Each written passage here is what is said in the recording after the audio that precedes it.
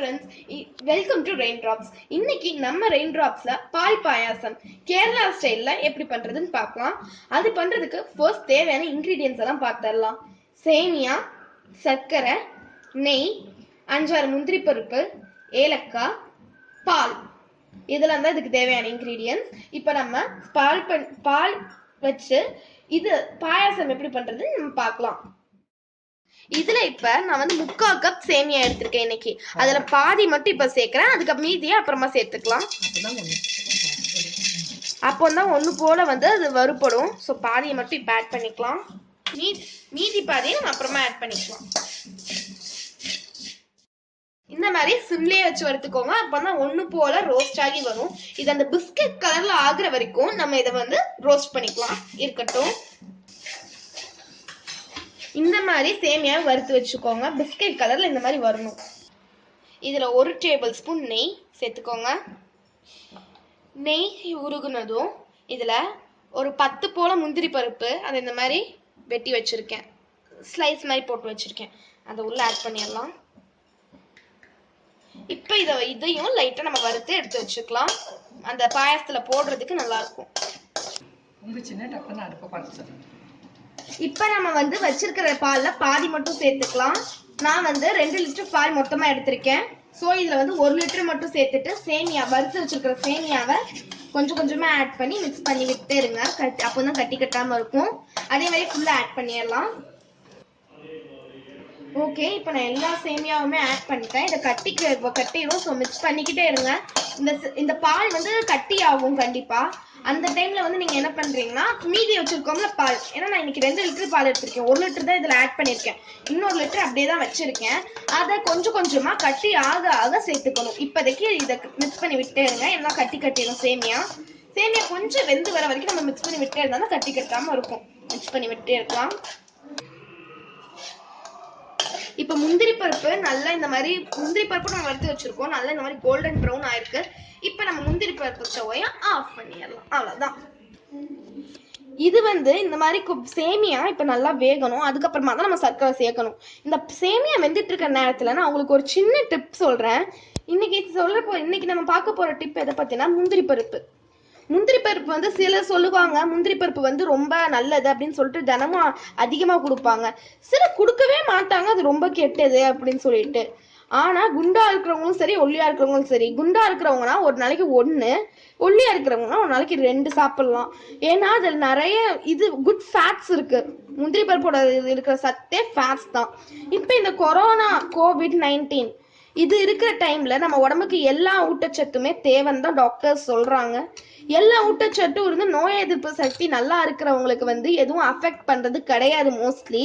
So நம்ம உடம்புக்கு அப்படி பார்த்தோம்னா எல்லா ஃபேட்ஸுமே தேவை, எல்லா நியூட்ரியன்ஸ், ப்ரோட்டீன்ஸ், மினரல்ஸ் எல்லாமே தேவை. ஸோ நம்ம அந்த எல்லா ஃபுட் ஐட்டம்ஸுமே எடுத்துக்கணும்.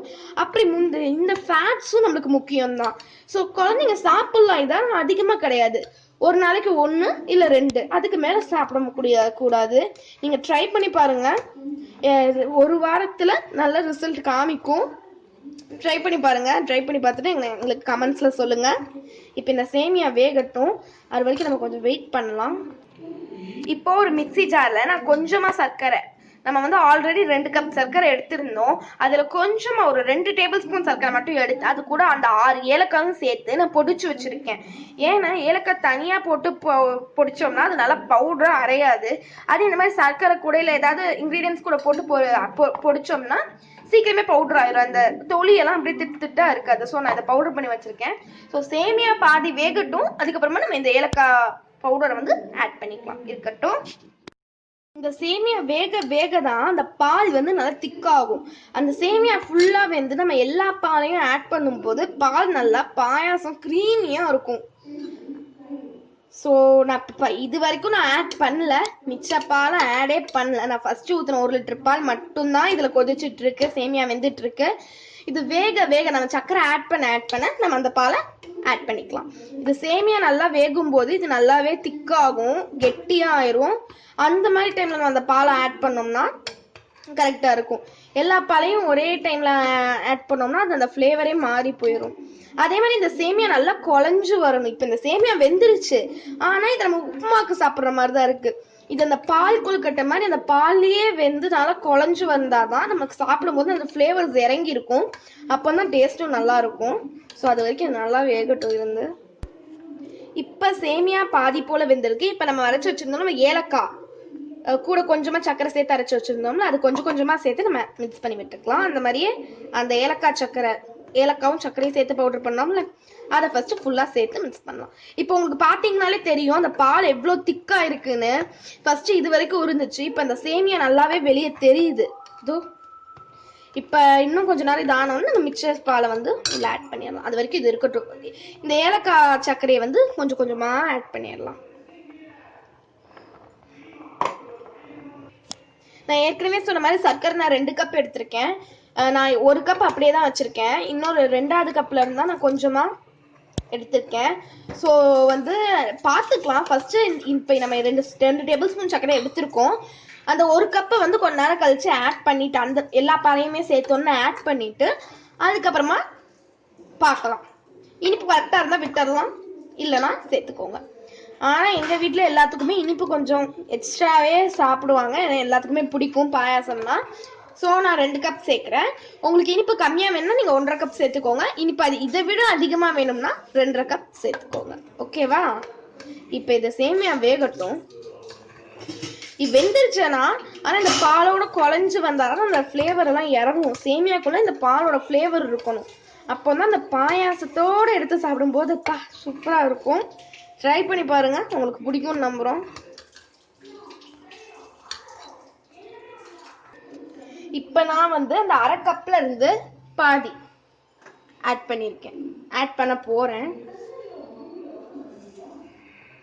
பாருங்க, பாதி ஆட் பண்ணிட்டேன். இன்னும் பாதி இருக்கு, கொஞ்சம் கொஞ்சமா சேர்த்து மிக்ஸ் பண்ணாலும் அந்த ஃப்ளேவர். இப்ப நான் இன்னும் கொஞ்சம் பால் ஆட் பண்ணிருக்கேன். அந்த 1 லிட்டர்ல இருந்து ஒரு 1/4 லிட்டர் ஆட் பண்ணிருப்பேன். கொஞ்சம் கொஞ்சமா ஆட் பண்ணுங்க, மொத்தமா ஆட் பண்ணீங்கன்னா நிஜமா சொல்றேன் அந்த ஃப்ளேவர்ஸ் இறங்காது. பால் திக் ஆகிறதுக்கும் டைம் ஆகும். திக்காக ஆட் பண்ணீங்கன்னா வேகிறதுக்கும் டைம் ஈஸியா தான் இருக்கும், இதுக்கும் ஈஸியா இருக்கும். பாயாசம் பண்ண கொஞ்சம் டைம் ஆகும், ஆனால் ஃப்ளேவர் நல்லா இருக்கும்ல, அதுக்காக டைம் ஆனாலும் ஒன்றும் பரவாயில்ல.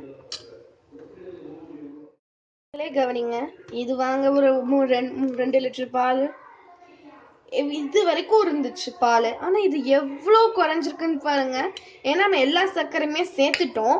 ஸோ அந்த சர்க்கரை கரைஞ்சு அந்த சேமியா பாலோட சேர்ந்து கொதிக்க அந்த பால் வந்து அப்படியே இறுகும்.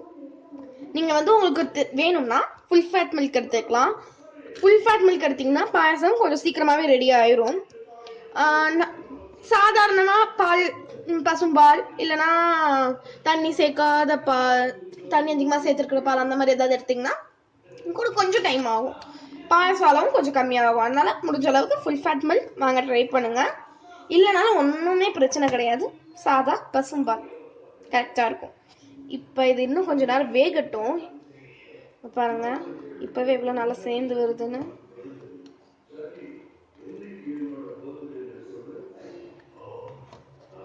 இன்னும் கொஞ்சம் இது ரெடி ஆகணும், அவ்வளோதான். இன்னும் ஒரு 10 நிமிஷம் இது அப்படியே இருந்து கொதிக்கட்டும்.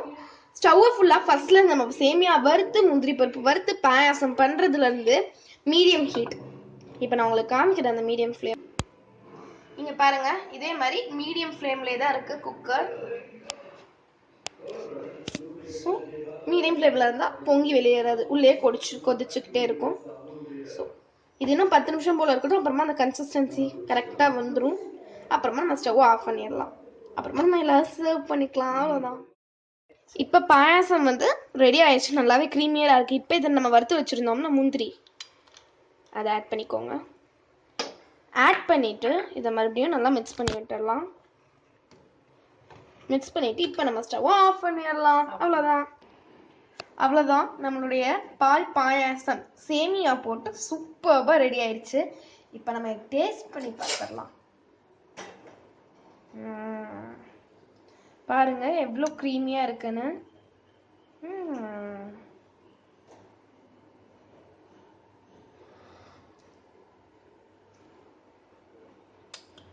எங்களுக்கு கரெக்டாக இருக்கு. உங்களுக்கு இதை விட இனிப்பு கம்மியாக வேணும்னா 1.5 கப் சேர்த்துக்கோங்க. அதிகமாக வேணுமா 2.5 கப் சேர்த்துக்கோங்க. பட் எங்களுக்கு இது கரெக்டாக இருக்குது. அந்த ரோஸ்டட் முந்திரி பருப்புலாம் நடுவில் கடிப்படும் போது சூப்பராக இருக்குது. இந்த வீடியோ உங்களுக்கு பிடிச்சிருந்தா ரெயின்ட்ராப்ஸுக்கு கமெண்ட் பண்ணுங்கள், ஷேர் பண்ணுங்கள், லைக் பண்ணுங்கள், சப்ஸ்கிரைப் பண்ணுங்கள். சப்ஸ்கிரைப் பண்ணிவிட்டு மறக்காமல் பக்கத்தில் இருந்த அந்த பெல் பட்டனை கிளிக் பண்ணுங்கள். அப்போ தான் நாங்கள் போடுற வீடியோஸ் எல்லாமே உங்களுக்கு வரும். Fatafat. Always be happy and be safe in your home.